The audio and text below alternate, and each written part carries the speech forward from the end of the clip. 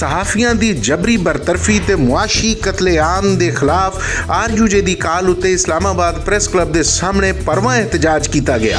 हाल में चाहते ललकार के बोलो, ललकार के बोलो, जरा धीरे धीरे, जरा धीरे धीरे, हम हर हाल में लेंगे।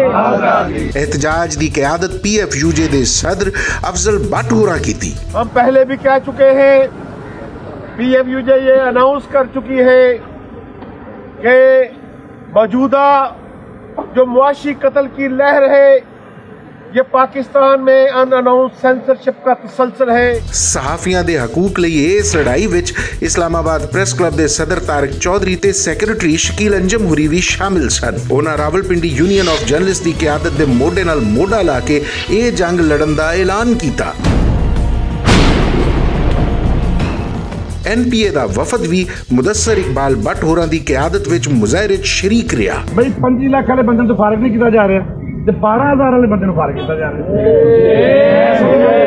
मुदस्सर इकबाल होरां दा कहना सी अफजल भट्ट दी क़यादत ना ते समझौता करना जानदी है ते ना ही उन्हें कदी किसी दे सामने सिर झुकाउणा सिखिया है। वर्कर कारकुनां दे बरतरफी और उनके मीडिया हाउस तो कड्ढे जाने के खिलाफ एहतजाजी तहरीक का ऐलान 500 तो जायद अखबारी इदारे वालों मैं अफजल भट्ट साहब को यकीन दिवाना कि असीं इस तहरीक च उहदे नाल हां।